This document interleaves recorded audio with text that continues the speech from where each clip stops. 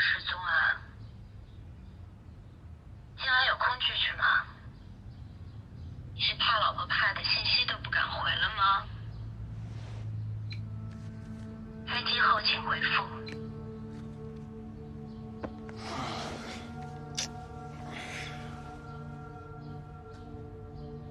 刘青身高1.78米，本市老城路9巷人。2月28号，他注销了所有的社交媒体。3月1号，他去了五指山，之后他的身份证信息就再也没有出现过。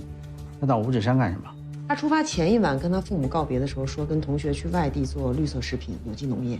跟他一起去做有机农业的同学查到了吗？就是这个，芝兰。我们查了刘青注销的所有媒体信息，发现他经常跟这位名叫手镯归田园的博主进行互动。这位博主在五指山注册了一家网店，在网上售卖当地的红茶还有其他商品。我们确认他就是刘青的前女友卜志兰。3月19号下午4点，他曾发布了一张这样的照片，写的文字是：来了一位帮手，我们将有幸福的爱情和自己的茶坊。5分钟之后，他就删除了。我认为这个帮手很可能就是刘青。你们马上去一趟，把情况摸清楚。是。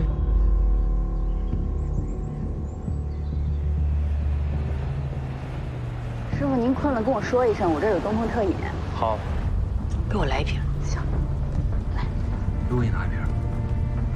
谢谢。咱们来分析分析刘青的性格特征吧。刘青他受过工作和爱情上的双重伤害，爱情伤害是毕业后被卜志兰给甩了，工作伤害是他大学毕业之后找过不少工作，但是由于表达障碍，不是面试没过，就是在工作中碰壁。移民公司是他任职时间最长的地方，也没超过1年半。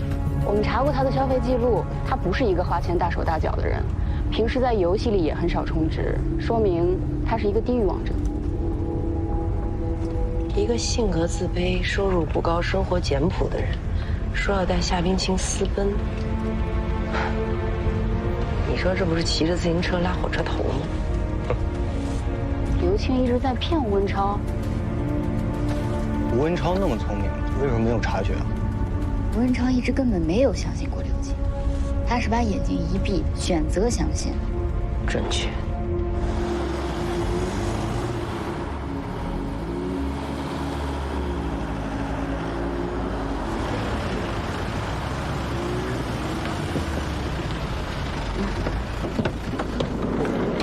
终于见面了，你好，你好，你好。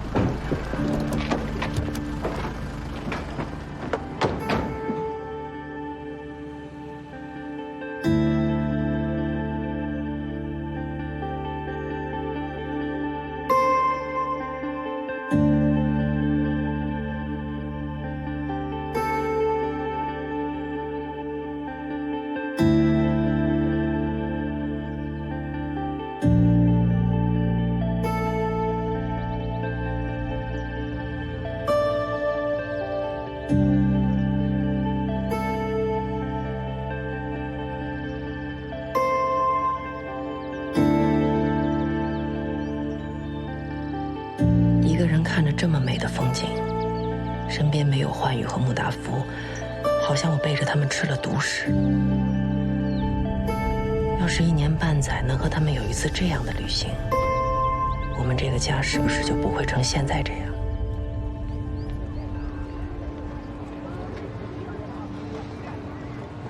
欢愉，欢愉。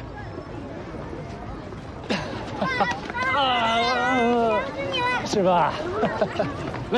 来，背你。同学们都看着呢。怕什么？上来，上来。爸爸，我不想不劳而获。你没不劳而获，是爸爸想将功补过。你生病了？你怎么知道？我是小猫，我一闻就知道。爸爸没生病。你是不知道我找不到你有多着急，你以后能不关机吗？能。来，Go。来，Go。上车。安全带扣好啊。好的。爸爸，我今天在学校听了一个故事，要不要给你讲讲呀？好，你讲给爸爸听。就是呢，从前有一只小山羊，他准备爬一座又高又陡的山。小牛说：“太危险了，跟我一起到山下去吧。”但是小山羊不听小牛劝告，说：“山上的草啊，肯定比山下的草更好吃。”它爬呀爬，爬呀爬，爬的蹄子都破了，累得都走不动了。但是呢，它一想到山上的草，就给自己加油打气。小牛怎么劝也劝不住，它就走了。小山羊它气喘吁吁地爬上了山顶，可是啊，山上一根草也没有，一根草都没有了。对呀，最后它还回不去了呢。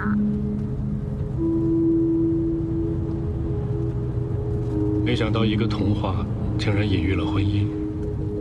小山羊吃腻了山下的草，以为山上的草更好吃，好不容易爬上去，结果山上什么也没有。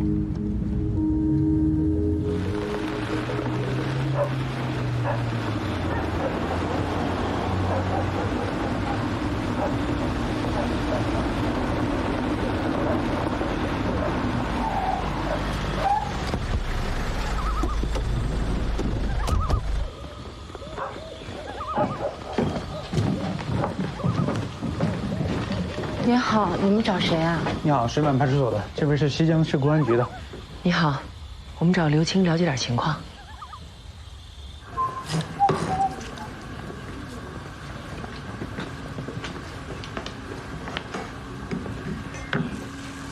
刘青，有警察找你。说说你到了五指山以后的情况吧。就我是3月1号下午大概4点到的五指山镇，武志兰来接的我，直接接到茶厂，就再也没离开过。你帮夏冰清办过移民手续？办过。为什么没办成功？理论上成功了。就是现在手续都全就差签字交钱，但是夏冰清反悔了。那为什么反悔？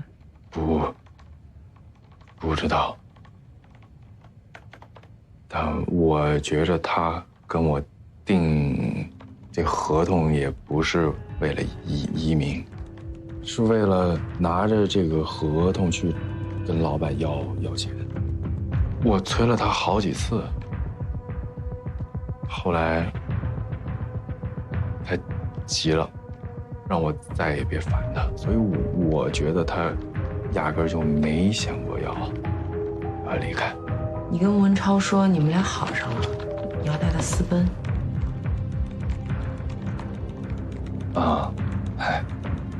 那是为了怕文超再管我要那5万块钱定金，我就跟他说夏冰清要和我那个私奔嘛。你来五指山的念头是什么时候产生的？就是跟卜之兰重新联系上之后。你跟卜之兰怎么联系上的？去年7月5号，我在微博上艾特刘青，他在我发的微博下面点了一个赞。刘青当时知道博主是你吗？不知道。我隔3差5的艾特他一次，他不是点赞就是评论。那刘青是什么时候知道博主是你的？大概在我艾特他2个月之后。有一天，微博上手镯龟田园私信我，说他是卜之兰。我当时噌的一下，差点就晕倒，心情又惊喜又怨恨。我想删除他，拉黑他，但是又想跟他说2句。我想骂他2句，但是内心又很想抱的。既然他伤害过你，为什么想投奔他？他跟我说，当年不辞而别是因为患上抑郁症，不想连累我，所以他就去尼姑庵出家了4年，还给我发了他当尼姑时候的照片，我看了，特可怜，我心突然一下就软了，我还主动跟他说能不能和好，后来他就同意了。你相信他出家了吗？我不跟你说他给我发那当尼姑的时候的照片吗？只有一张照片吗？那没准是拍着玩玩或者 P 的呢。警官，这个事儿他不愿意多说，必定有他自己的理由。而且感情的事儿，有时候含糊一点挺好的。知道的事儿太多，容易变成心病。有道理。你们俩什么时候开始谈的恋爱？谈了多久？啊，大2，整3年。他谈恋爱的时候有抑郁症的表现吗？没。蒲春兰什么时候向你发出邀请的？去年就9月。那为什么今年3月你才来？我想着不能空着手来吧，咱们也得带点资金。带了多少？就18万。那刘星自从来了之后，有没有什么反常的表现啊？没有吧？你不确定，对吗？我不知道你指的是什么。就这么说吧，现在的他和当初和你谈恋爱的时候有什么区别吗？现在他不用手机了。他说老玩手机浪费时间，偶尔拿我的看一看新闻什么的。其他的，他比以前更懂得心疼我。能具体说说吗？以前的他就什么都不会，现在每天早晨起来会给我做早饭，然后晚上也是等我睡熟了他才睡，因为他磨牙怕吵到我。歇会儿吧。还有，就是他投了钱，我说要给他股份，他不要。他说这些都是我的，他有我就行了。你的茶厂总共投了多少钱啊？他投了多少？里里外外加在一起的话，差不多40万左右。之前我自己攒了20来万，剩下的办的贷款。然后他来了，给了我18万，说让我先把贷款还上。我说茶厂分他一半，万一有一天我们俩分手了，他也不至于血本无归。然后他就跟我说，万一真有那么一天的话，他什么也不要，都留给我。他留着自己那条命还能挣。看得出来，刘星还挺爱你的啊。其实我也没想占他什么便宜，但是我听到他这么说的时候，心里还是挺暖的。他跟你说过这钱是怎么来的吗？他说是他这几年攒的。你相信他这钱是他攒的吗？相信。刘青从来不跟我撒谎。你知道西江市的大坑案吗？我在网上看到过，好像是一个女孩子被人杀了。你知道大坑案跟刘青有关系吗？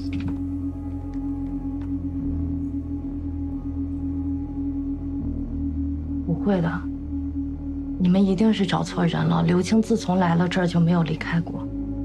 你从吴文超那里拿走10万，你清空账户的时候取走10万，一共20万，怎么只带了18万？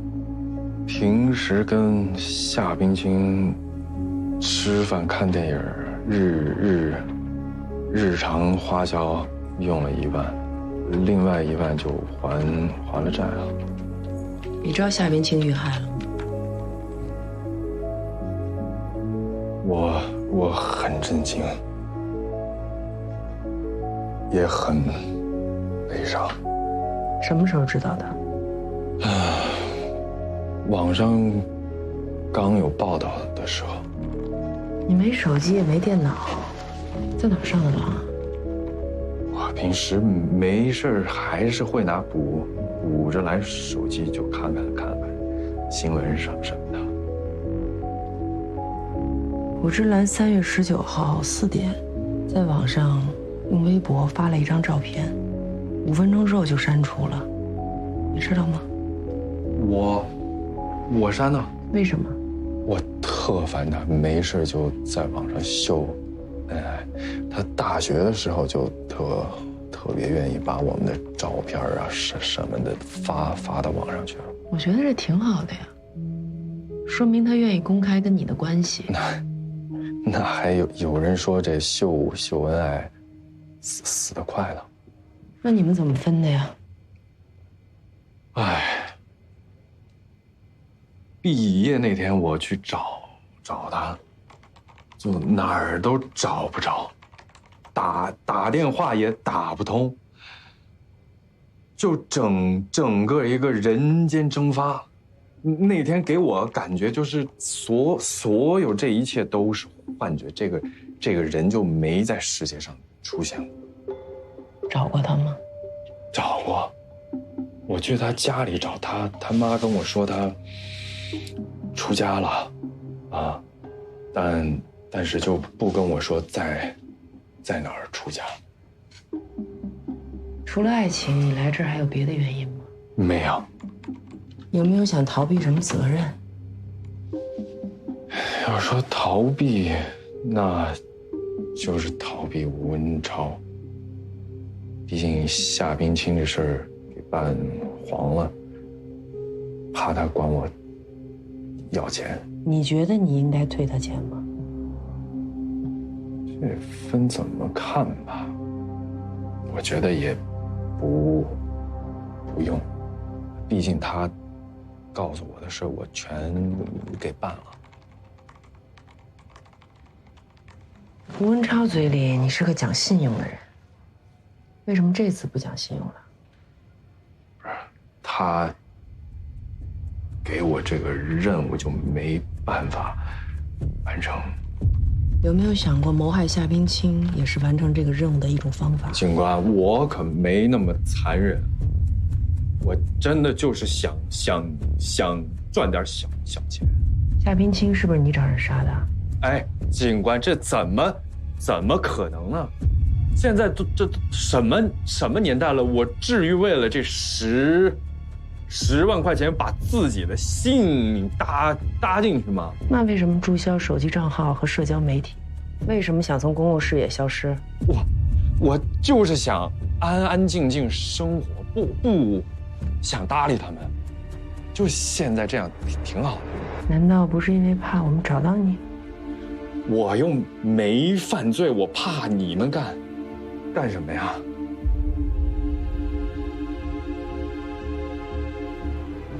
你们这儿有什么有特色的小吃啊？猪脚饭和炒粉挺好吃的。他们聊了一宿，估计饿了，我帮他们打包点吃的。冉警官，刘青犯罪了吗？这个我可说了不算。不过你放心，我们不会冤枉一个好人，也不会放过一个坏人，尤其不会冤枉好人。我相信你。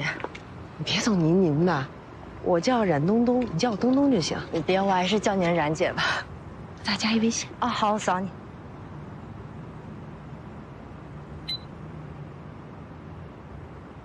芝兰明义，这名字真好，你起的？刘青起的。这家行吗？嗯。老板，帮我打包5份猪脚饭。哎，你吃什么？我不吃，我不饿。那帮我来份炒粉。在那屋里说话是询问，在这儿咱俩就是瞎聊天。我能问你个问题吗？你要是不想回答也可以啊。没事儿，然姐你问。我想知道你离开刘青这几年去哪儿了？你跟刘青说你出家了，但我不相信。你是跟别人好了，对吗？警察就是厉害啊！虽然我比你大，但咱们都是女的，我肯定不会告诉刘青的。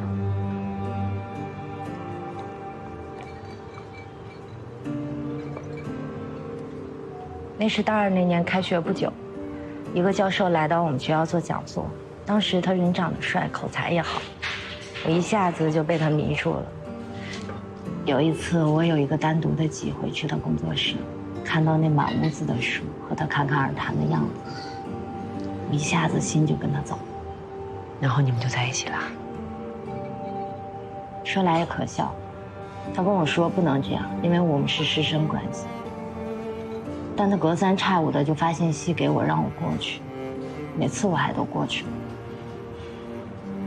那个时候我真的很喜欢他，可能是因为年纪小吧，就觉得喜欢就是第一位的。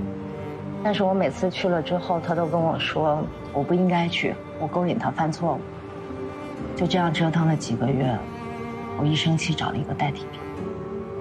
原来你跟刘青在一起是为了气他？起初是。但后来我觉得刘青真的挺好的，他虽然有一点自卑，说话也不太利索，但他对我真的很好，所以我们俩就处下去了。那为什么突然就分手了？毕业那天，那个人给我发信息说有正事儿，让我过去一下。我一进去，他一下子就抱住了我，他说从今天起我就不是他的学生了，他可以光明正大的和我在一起了。我就问他，我说你有老婆孩子，我怎么光明正大的和你在一起啊？他说他会离婚的，他说他真的爱的人是我，让我给他一点点时间。说实话，我那个时候真的还挺爱他的，就被他说服了，但我又害怕伤害刘青，所以我索性就消失。我给刘青发了一个信息说别来找我。我跟我妈也说，刘青要是来找我的话，你就说我出家了。刘青说他看到过你出家的照片。是的。我跟他在一起的那3年时间里，名义上是他的助理，私下里我就是他的情人，我在等着他离婚来娶我。最后一次我们俩在一起的时候，他跟我说，他为了孩子不能离婚，要跟我分手。我10万年聚会也确实去了尼姑庵。去了多久？不到1个月。我还是属于这个城市的，遁入不了空门。那个时候我就满脑子都是刘青，我就想起他对我的好和他跟我表白时候那个结结巴巴的样子，我挺心疼的。我发现我还是爱他，虽然别人伤害了我，但我也确实伤害了他。我想弥补他，但我又不知道他当时的情况，所以我就只能在网上试探性的和他联系。然后就现在，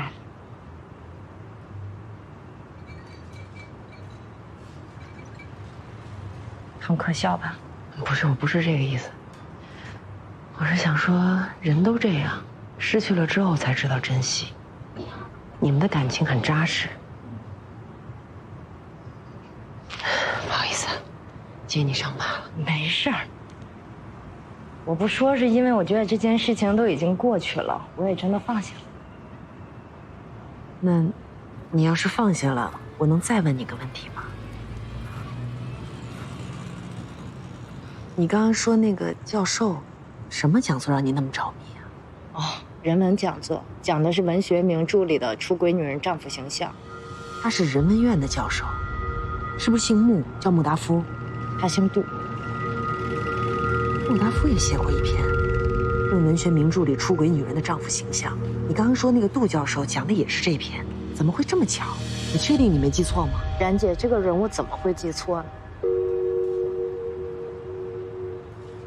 不好意思，穆达夫是谁？没事没事，我弄错了。怎么这么慢啊？谢谢。要是我不跟你说我生病了，你会出来见我吗？我最近有点烦。我只是想跟你说说话，也想跟你讨论一下我的长篇小说。你说。其实前半部分我写的还挺顺的，但是后半部分，尤其是结尾，我挺纠结。到底是应该让我的女主角重新找到爱情，还是应该让她找不到？肯定找不到啊！这么绝对？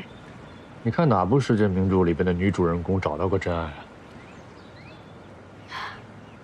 说的也是。那为什么文学大师总会折磨他的女主人公呢？因为他们都没找到过真爱，所以就把自己的情绪投射到自己的小说里了。你变了，你以前可不是这样的。你曾经在文章里是赞美爱情的。你是不是太幼稚了？那是幼稚吗？我觉得是你内心的真实存在。如果你还有勇气，你就应该把他们找回来。这哪是说找就能找回来的呀？反正我不想让我的女主人公像文学名著里的女主角一样那么悲惨。那就破镜重圆呗，让她重新回到前夫身边。不，我想让她爱上一个教授，才高八斗，滔滔不绝。光是跟他说话，就能对他爱得死去活来。你觉得怎么样？不怎么样，因为教授不相信爱情。你撒谎。5年前你跟我说的话，我能不能当真呢？我说什么？你说，如果我离婚，你就离婚。开什么玩笑啊！我不可能说这种话，真的。我现在怀疑你是不是得了暂时性或者选择性记忆障碍。我没说过。如果是我说了做不到呢，这是一回事儿；我说了不承认，又是一回事儿。这有违我穆达夫做人的原则。问题是我真的没说。更何况那时候我家庭和睦，夫妻感情非常的好。但是你对我所有的表现都证明你不在乎夫妻感情，否则你就不会给我说那样的话，做那样的事情。我做什么了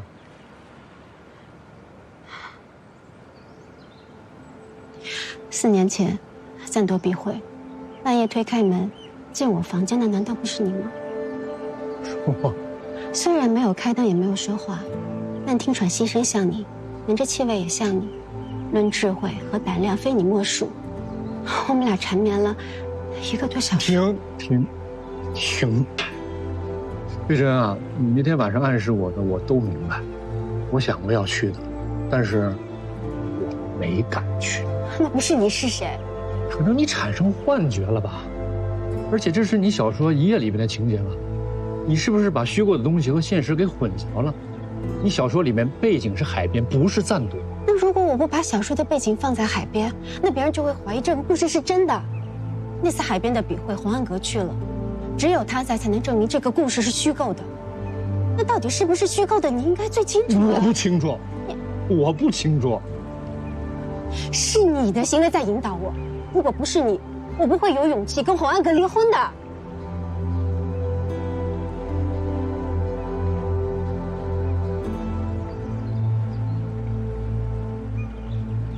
辛苦了，谢谢你的配合啊。没什么，应该的。刘青什么时候能出来？应该快了。他不是嫌疑犯吧？否则你们是不会放他走的，对吗？回去之后好好过日子，千万别做违法的事儿。你放心，不会的。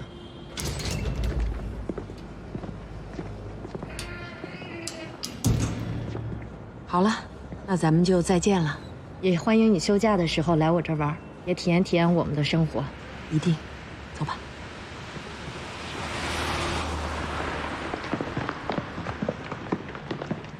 刘青，我就跟你说2件事。你说。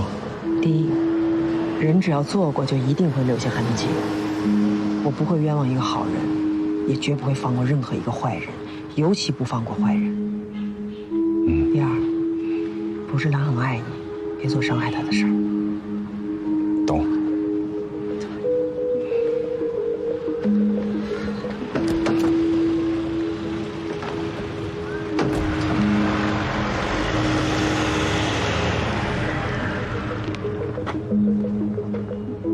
交上朋友了？学吧你。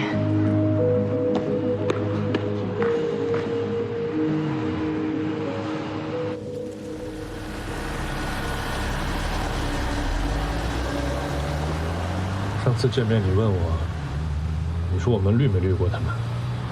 我们都确定说没有。这还不到1个月呢，你就改口了？难道你的记忆是为了需要服务吗？停车！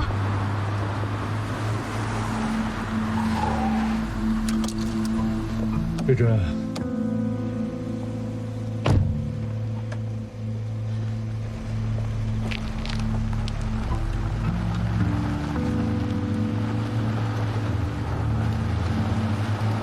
你别跟着我，我跟你没有关系。我送你回去吧。我的话你听不懂吗？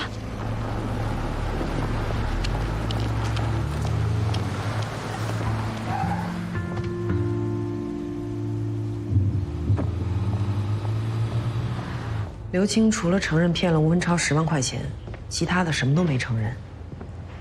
大坑案的线索在他这儿断了。是他不承认，还是你们搞错了方向？是他不承认。我可替你们顶不住了。媒体在追踪报道，网民在持续关注，甚至有人在网上骂我们。目前，我们好像陷入死胡同了。所以咱们不能懈怠啊！再找线索，找突破口。把所有的思路重新理一遍，不能在一条线上吊死啊！如果方向出现了问题，也许停止就是进步。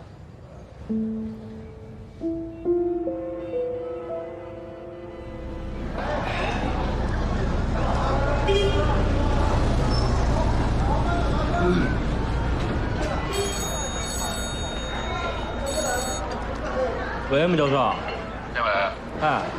你们是不是在办案呢？没有啊。哎，你冉姐的电话怎么一直打不通啊？冉姐不是回家了吗？没有啊。行，那我帮你联系联系吧。好的，有消息尽快告诉我啊。好嘞，哎。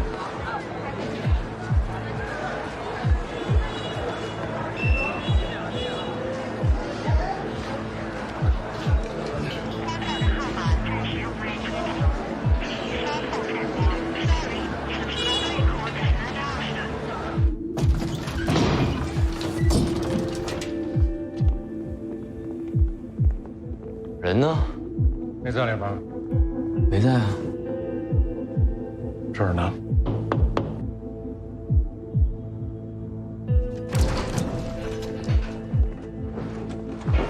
回去你看，磨上了。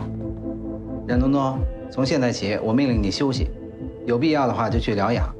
案件暂时你别管了，由我直接负责。我好像看见凶手了，都是一闪而过。每次伸手抓他，抓到的都是空气。你呀，调养好身体再归队吧。关键时刻我不能撂挑子。咱俩谁说了算啊？你说了算，但我真没有必要去什么了。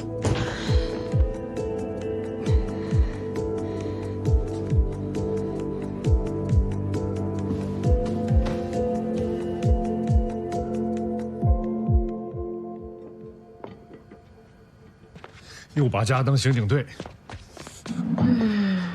我脑子停不下来。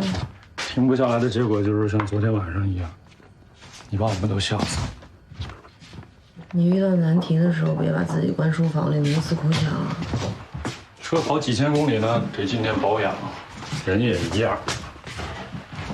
我现在今天保养算不算逃兵啊？逃兵，哎，我跟你说啊，这办案呢，就像是写文章，你没灵感呢，硬往下写，那肯定是废稿。你停下来，缓缓理顺思路，没准灵感就回来了。欢宇呢？怕影响你休息，送妈那儿去了。行了行了，不行了，吃饭啊，然后再补个觉。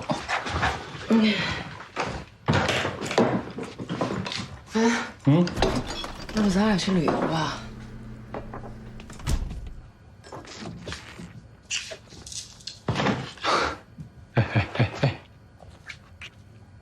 真的假的？反正也是休息，做硬散的去。你说的啊？你去哪儿？桂林吧，我还没去过呢。成，我一会儿订票。别吃了，凉。喝点热汤啊！来，我现在吃不了热的。燥的排骨汤啊！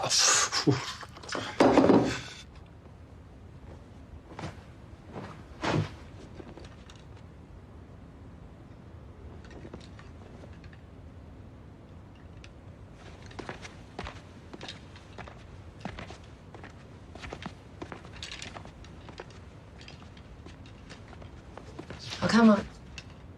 好看。这个呢？不好看。电影下单好了啊。咖啡机带不带啊？必须带上。哎，焕宇呢？他要上学。再说，咱俩好久没过二人世界了。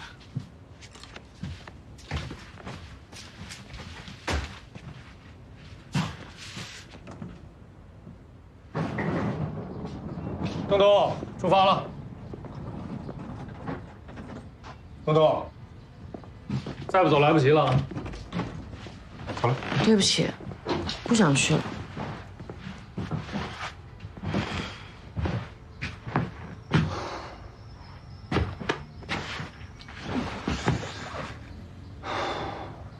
为什么呀？不知道，就突然就跟断电了似的。是你提出的要去旅行的。我也不知道我怎么了，我就是觉得，我不管到哪儿，我肯定满脑子想的都是案件，根本就放松不下去。车票订了，酒店订了，退不了。退不了就算了，没心情。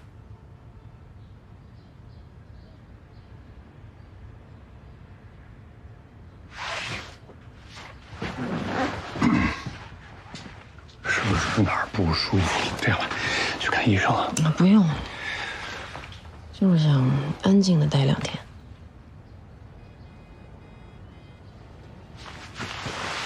抱歉啊，可能是我太敏感了。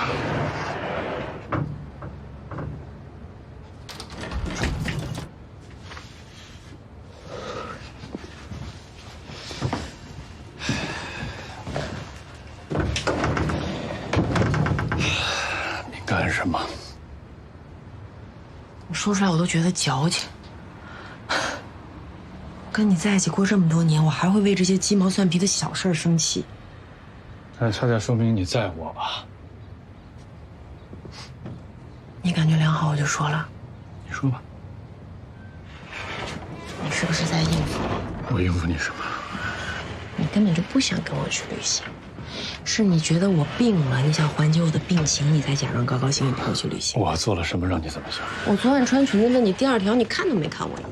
那裙子买的时候我就说好看呢。我买的时候穿着就不好看啊，是因为你说好看我才买的，是我尊重你的意见。你这么尊重我的意见，你就再尊重一次，你跟我去旅行吧。没心情，去了也不高兴，影响的你也不高兴，俩不高兴何必呢？还不如去疗养院。谁去疗养院？我。你宁可去疗养院，也不跟我去旅行。我跟你有仇吗？有仇吗？有仇吗？我破烂再说。你什么时候能破呢？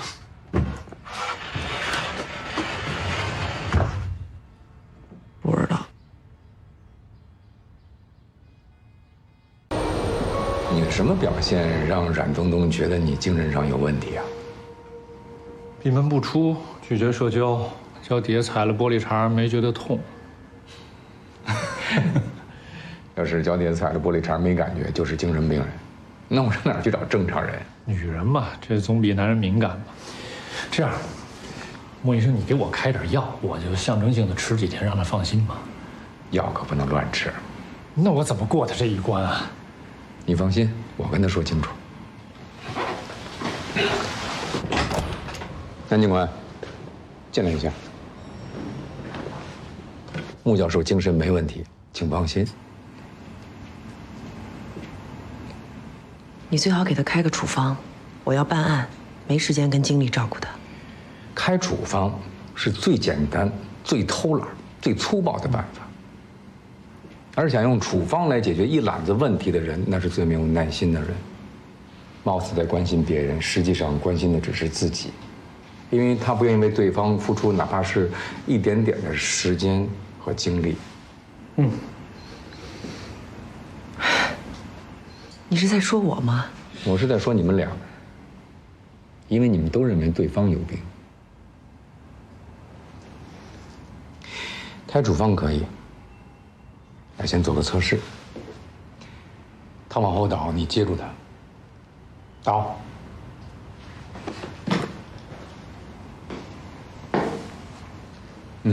你们互换一下角色。来吧。非得蒙眼睛吗？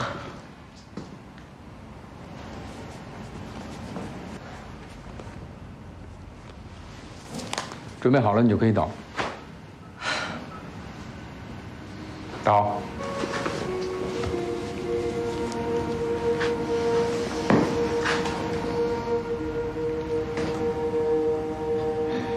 我就在你身后，你就放心倒吧，我能接到你啊。来吧。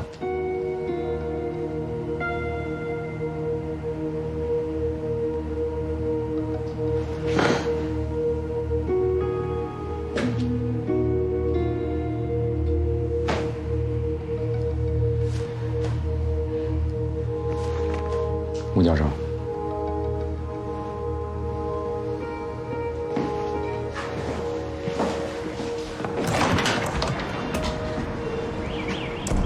你不信任他，但是他信任你。你不敢往后倒，是因为怕他接不住你，对吧？你这是给他看病还是给我看病啊？这什么测试？是你们一个预谋吧？一个人了解自己，要比了解别人难得多。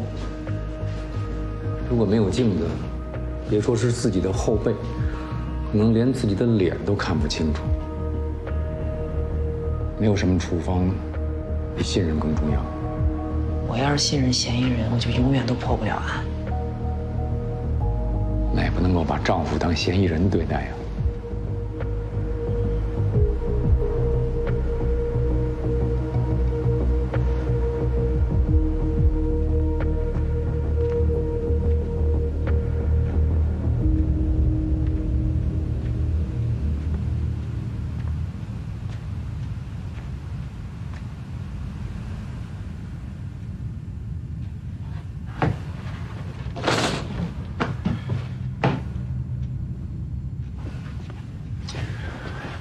你2天没吃东西了，我拿点吃的给你送进来了。不用对我那么好，省得将来心里不平衡。与其将来心里不平衡，不如现在就撒手不管。你都这么难受了，我能不管你吗？换了是我难受躺这儿，你也不可能不管啊。能。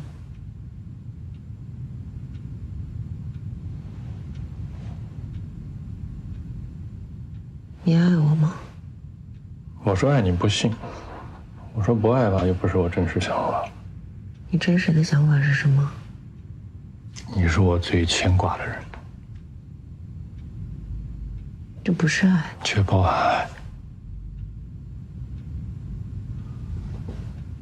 爱在不同时期呢，表现是不一样的。初恋是美好的，用来回味；热恋是激情的，用来忍受；结婚之后是平淡和琐碎，用来生活；老年是不离不弃，用来陪伴。你非得在结婚之后要找初恋的感觉，那就相当于是在唐朝找你的手机。我觉得爱就像真理一样永恒。爱可以永恒，但爱情不能。所有的爱情最后都会变成爱。2个字先走了1个字，就像是一对夫妻，总得有一个先死掉。你觉得我爱你吗？毋庸置疑。我爱你，为什么要跟你离婚？在心理学呢，有一种说法，就是说你越爱一个人吧，就越想折磨他；你越怕失去他，就越要离开他。赶走一个关心自己的人，实际上是害怕对方不会一直关心自己。听谁说的？莫医生还是金医生？自己学的。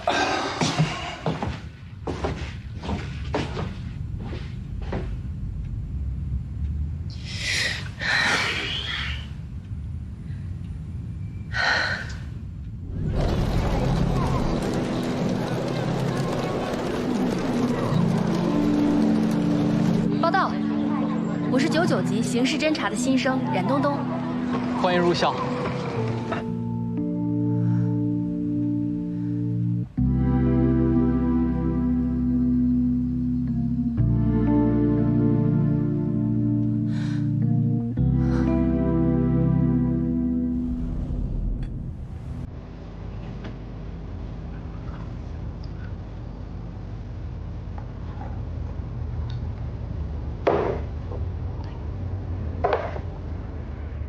这茶呀，要先闻，再品。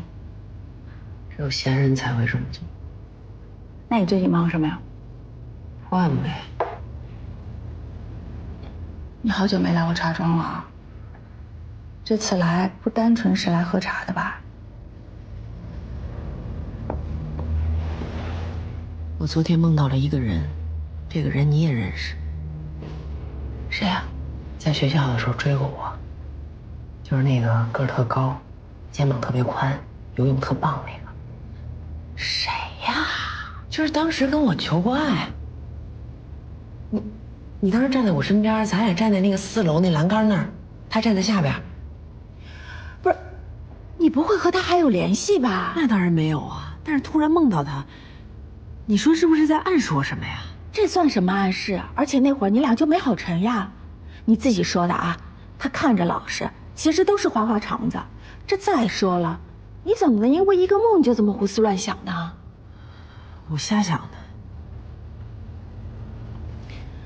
你是最近跟你家穆老师又开始闹别扭了吧？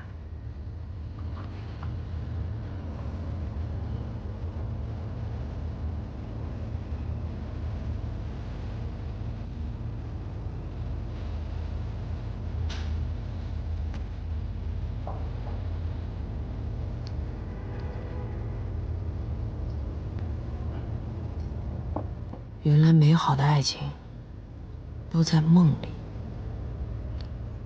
你才知道呢，现实生活里有吗？没有。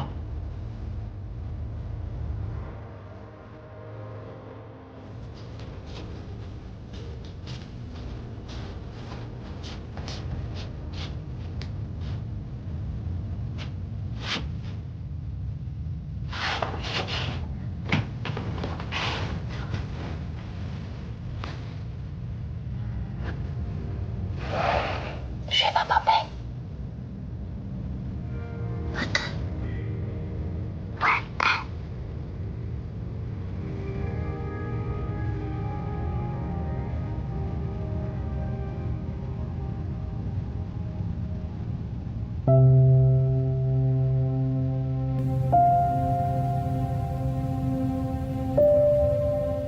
真羡慕他，他能把假睡变成真睡，可我却不能把假话当成真话。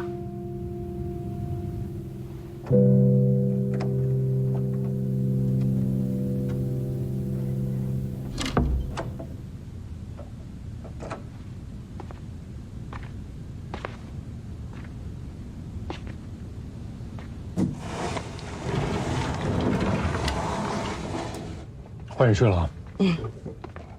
课题怎么样了？稍等一下。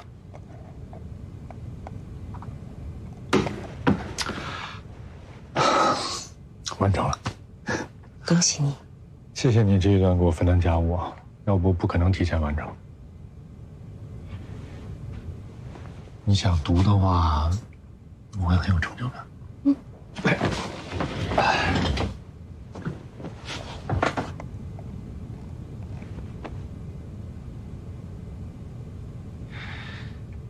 之前你说过，我这课题完成了会跟我庆祝。明晚吧。今晚吧，有点等不及了。明晚吧，让我准备准备。说好了明晚啊。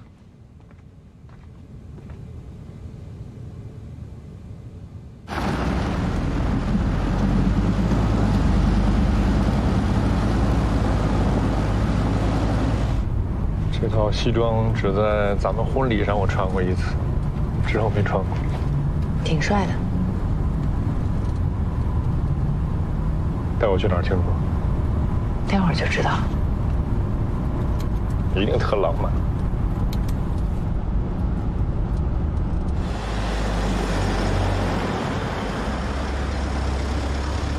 我以为是去哪儿呢，闹了半天是回自己家。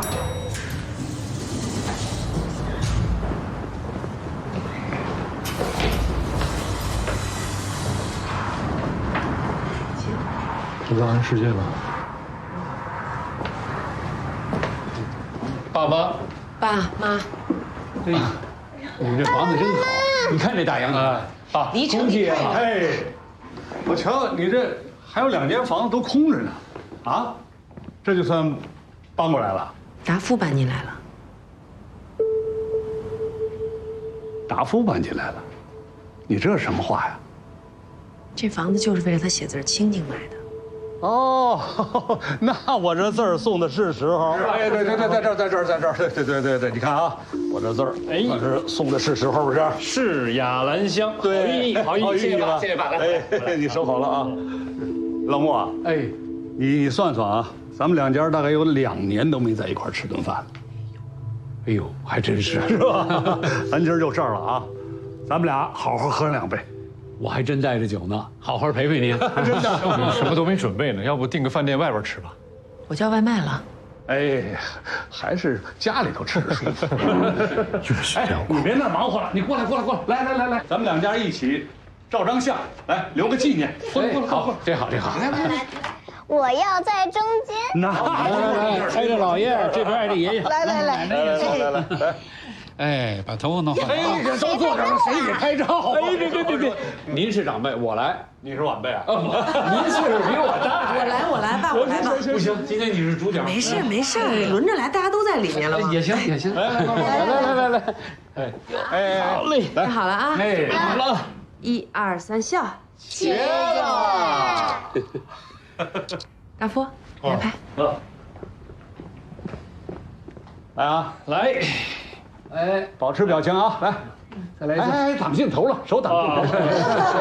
来，1、2、3，茄子。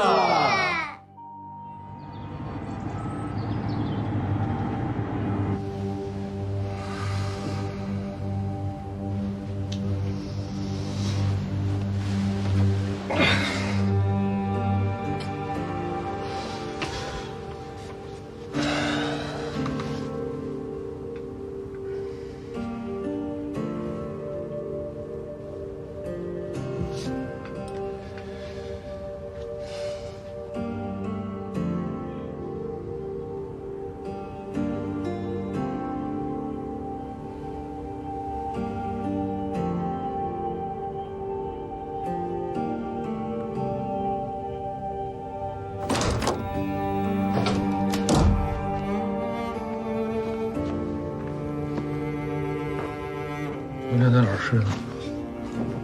没睡。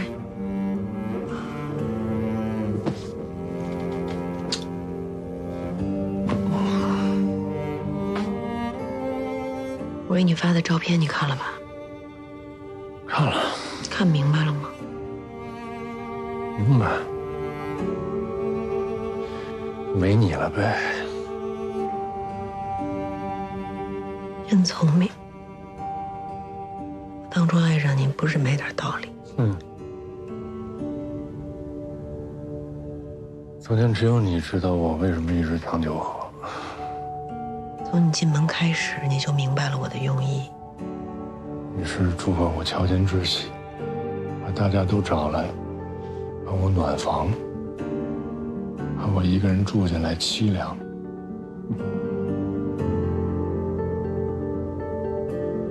抱歉啊。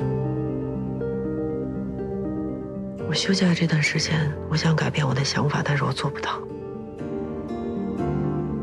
咱俩的协议上面写了，我得破了案之后才能办离婚手续。案子破不了，婚也离不成。这本来就是2件事，是你偏把他们给拴一起。我甚至怀疑老天为了阻止我离婚，故意让我破不了案。破案我帮不了你，但离婚这事儿我能成全你，是这意思吧？那就把手续签了，至少我可以一心一扑在案子上。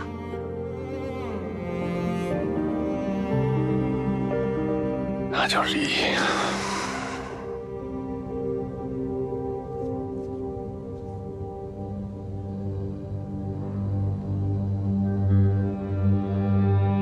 我现在一闭上眼睛，满脑子都是你跟贝珍在一起。贝珍，就你这么念叨着，我一天不想着这都难，受不了。受不了就离。那不行，那都对不起你的破案能力和怀疑，我得真跟他有那事儿才行。难道你们没有吗？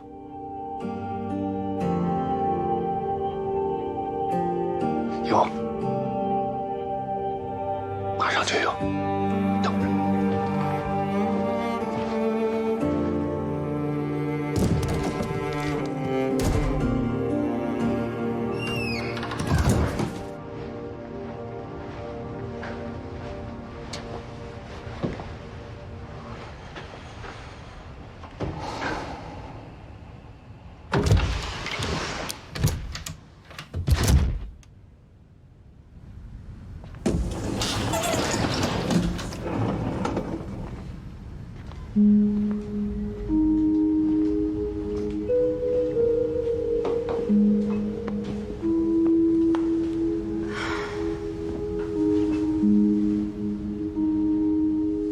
你还在等什么？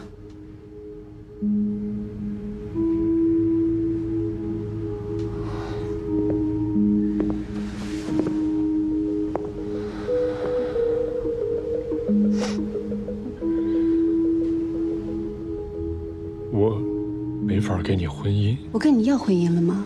我也没法对你负责。我不想伤害你。对别人的感情视而不见，那才叫做伤害。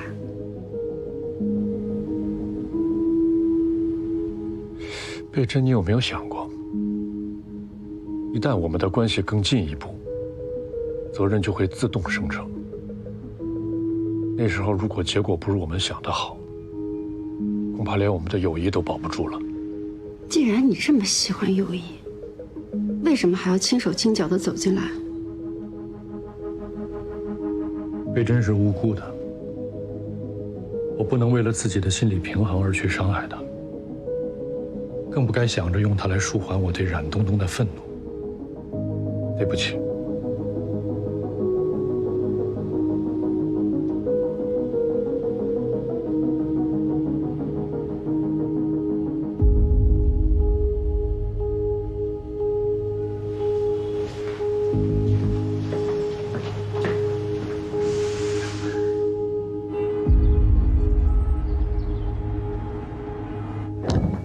请你们把这一段读一遍。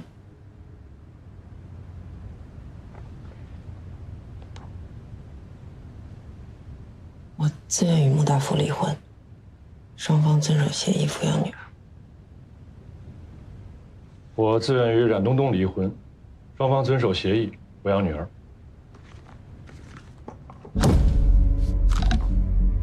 恭喜两位新婚快乐！谢谢。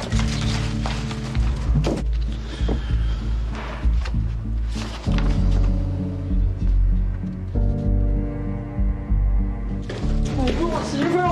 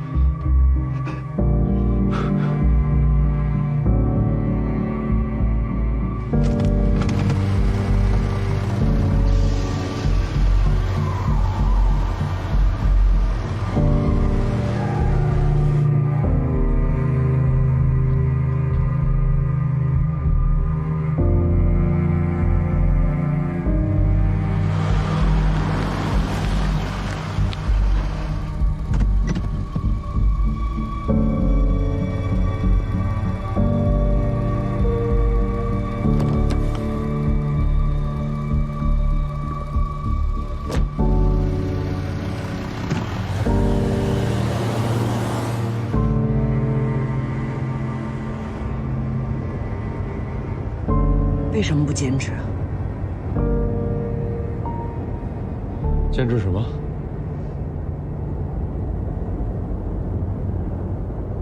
坚持不离。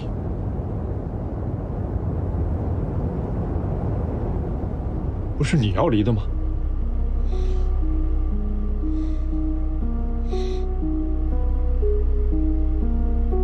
我一直希望你能坚持。从我提出离婚那一刻开始。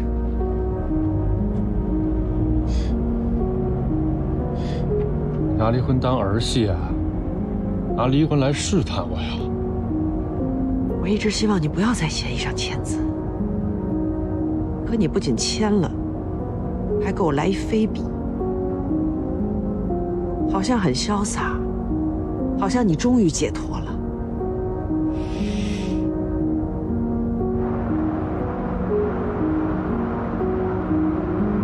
我明白了，没离的时候想离，现在离了你后悔了。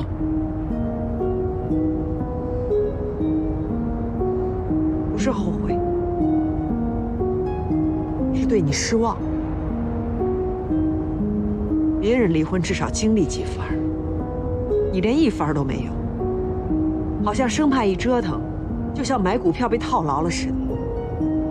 无论生活还是做学术，你一直在使用逆反心理，唯独跟我离婚这件事上你不逆反。行了，冉东东，别揉了，行吗？我永远都跟不上你的节奏，永远都跟不上。你口口声声说不想离，潜意识却在搭顺风车就坡下驴，既能顺利地把婚离了，又不用背负道德责任，既能假装痛苦地摆脱旧爱，又能暗暗高兴地投奔新欢。好一个穆大夫啊！原来你一直跟我将计就计。我真的冤你！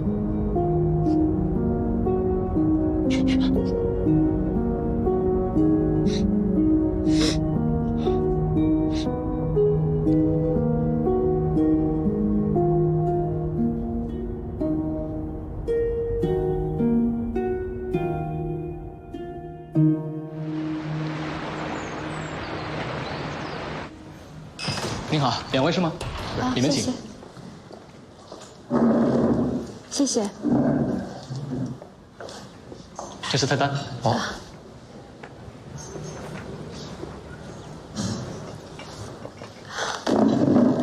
你喜欢吃什么呀？嗯，这个。嗯。别说了。真的。杜教授，我遇到一个老朋友，我带你认识一下啊。好。穆教授，好巧，你也在这儿。我来介绍一下，这位是师大的杜教授，也是评论家。这位是穆达夫教授。久仰久仰。哟。你个人。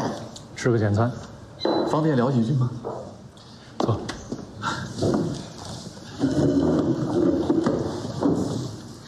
我最近在跟杜教授讨论我的长篇小说。啊，挺好。说来惭愧，穆教授才是我们评论界的翘楚。贝珍，你真的应该好好的向穆教授多请教。穆教授很忙。穆教授的文章我有很多都拜读过，尤其是那篇《论文学名著》里出轨女人的丈夫形象一文，记忆尤其深刻。我在讲课的时候啊，经常引用。是吧？那你应该给我稿费呀。啊，换个角度，你也应该给我广告费。一个歌手，未经允许就在商业活动中唱了别人的作品，你说这原作者是该告他侵权呢，还是给他广告费啊？穆教授是不是有些误解？我只是用于教学，并没有用于商业或者其他目的。对于引用呢，我个人是持开放态度的。我希望穆教授上课的时候也可以引用我的观点。对不起，我不知道你有什么观点值得我引用。如今都说教授这个称呼含金量越来越低，我不觉得。你能把无耻说成是功德，水平相当的可以啊。看来有的人真的是只能观其文，不能见其人呐。遗憾，告辞。以后别用我论文讲课了。杜教授，咱们再约。你等我一下。穆大夫，你哪来这么大的火？你对我的朋友太不尊重了。要是发火，应该是我。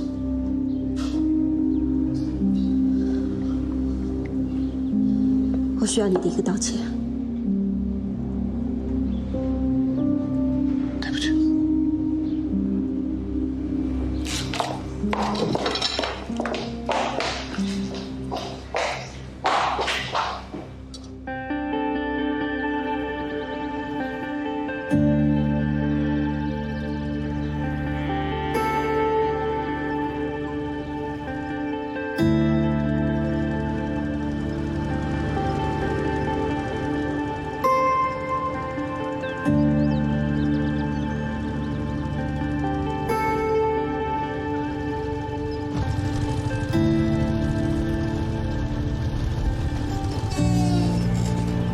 不好意思啊，就让你自己过来，我怕你和同事一起会让刘青更加紧张。别着急，慢慢说。自从咱们俩上回加了微信，他就特别不愿意让我和你聊天，但是他特别想知道我们两个聊了什么。我是想先跟你通个气儿，再让你们两个见面。这样说。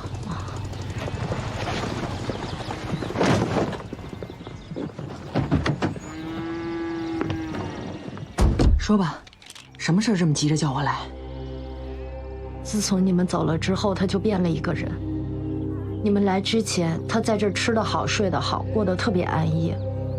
但你们来过之后，他现在变得特别没有安全感，就好像随时有人要害他一样。就为了一点点小事会发很大的脾气，而且经常无缘无故地问我是不是不相信他。他之前一直很想跟我有一个孩子。当我告诉他我怀孕的时候，他那个反应太让我意外了。他是不是哭了？他给我跪下了。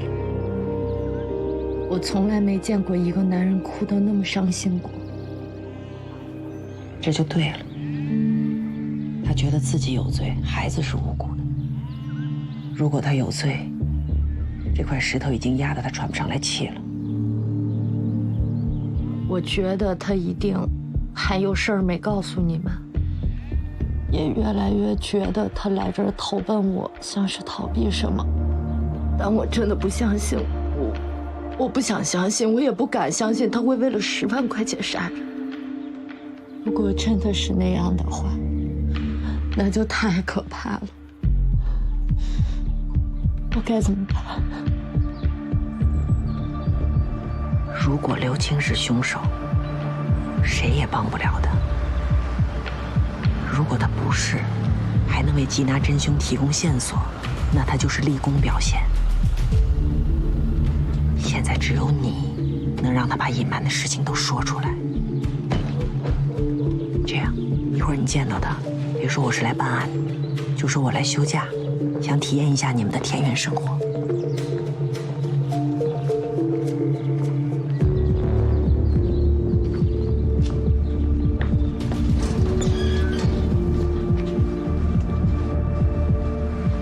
员工宿舍，按说应该给你布置布置的，但是这次叫你来的太急了，你就凑合着住吧。挺好的。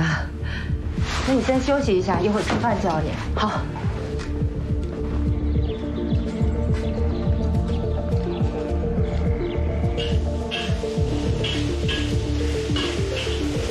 杨警官来了。他怎么来了？说是来休假，想在咱们这儿住几天。住几天啊？他没说。你晚上多做2个菜吧，招待他吃饭。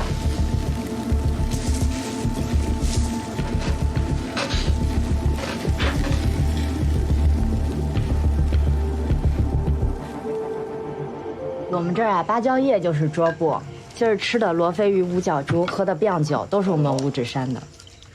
刘青平时喝点吗？喝点。以前基本不喝，最近天天喝。最近天天喝，遇到什么事儿了？打发时间。哎呦，你倒这么多杯，这儿还有其他人吗？冉警官，我们山里边晚上特冷，您看要不然让您那同事什么别在外边等着了，就进来，我们这菜酒都够。什么同事啊？就我自己，我休假带什么同事啊？没事儿，你这都到了，咱们就都喝了吧。好，你们这什么规矩啊？怎么喝？没什么规矩。哎，她怀着孕呢，你就别喝了，我陪冉警官喝。我陪你喝点。好，您先随便挑个杯子吧。哎，没看出来啊，你这个人戒备心还挺强。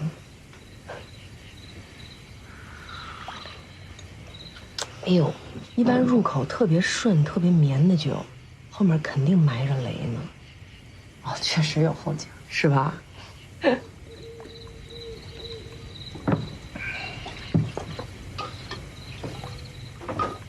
那我不客气了啊。您吃。好。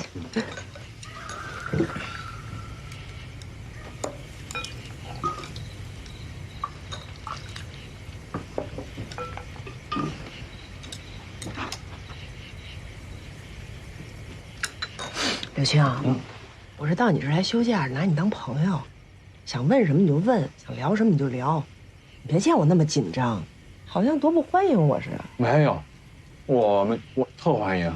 来，敬你。来。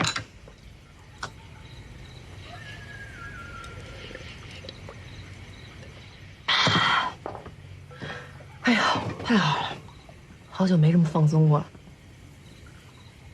你看你们这儿多好呀，特别羡慕你们。再好也待不了多久了，我们可能要走了。为什么呀？去哪儿？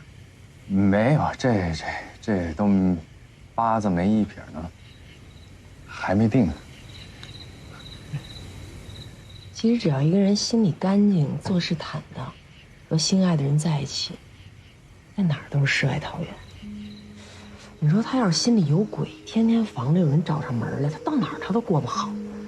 有句话怎么说来着？天堂地狱不在地图上，在这儿。太对了。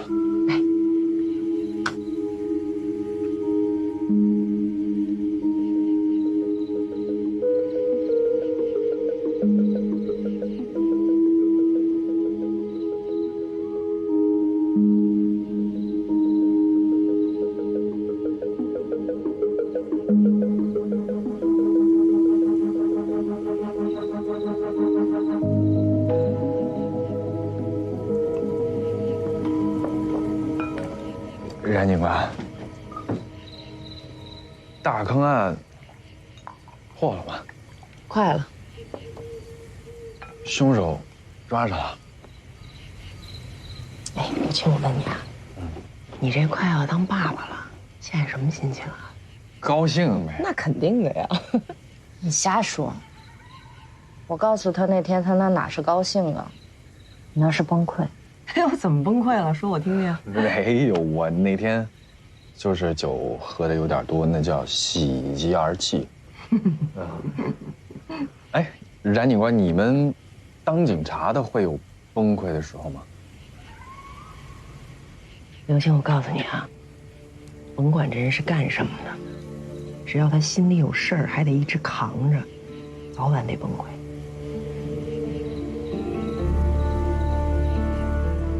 你说一个人心里头住着一个鬼，你以为你把他藏得严严实实的，他就不闹了吗？他能折磨你一辈子。是每个人犯了错呀，都本能的想要逃避惩罚，这可能就是人性的弱点吧，没什么不好理解的。但你说为什么有些人就选择自首呢？不是他觉悟提高了，还是权衡的结果。两害相权取其轻，法律呢也给犯过错的人开一扇门，就是对自首的人从轻处理。聪明人啊，掂量来掂量去，他最后肯定选择自首，因为只有这个才是对他自己最有利的决定。你说是吧，刘青？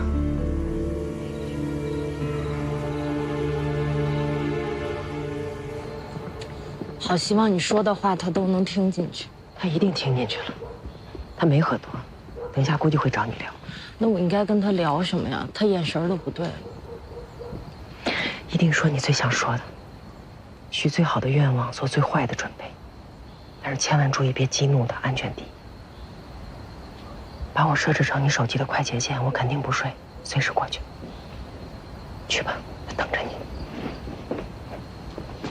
我还是害怕。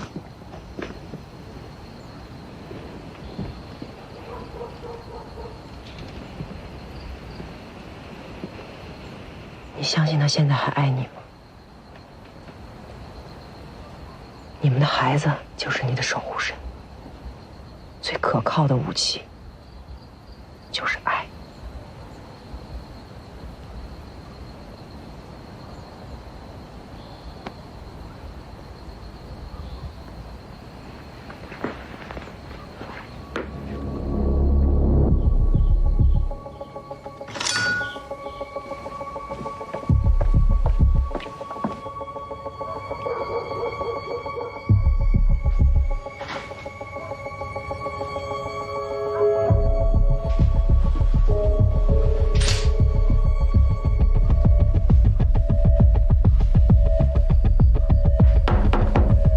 谁？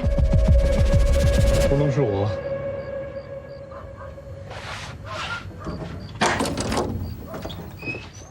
你怎么来了？担心你。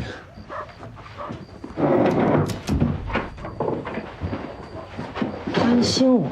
我真出什么事儿你也帮不上忙。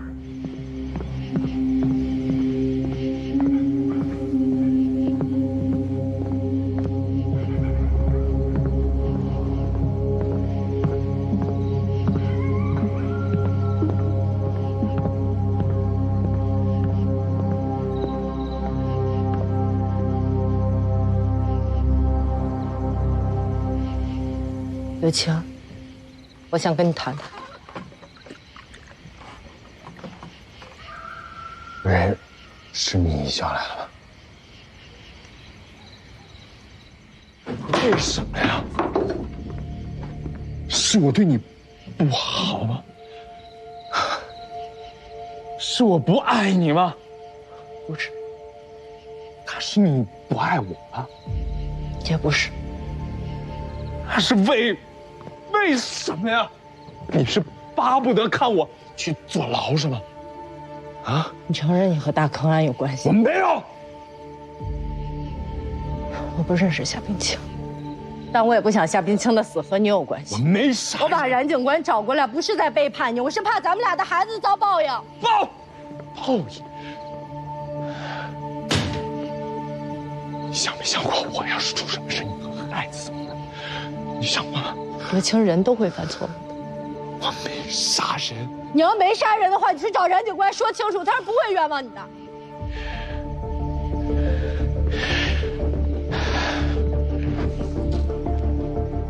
如果你做错了事儿，能主动坦白的话，我会把孩子生下来，我们娘俩等你回来。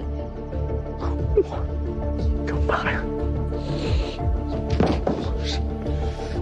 我跟你说，如果你杀了夏冰清，你把我也杀了，我没有办法带着孩子和一个杀人犯一起过日子。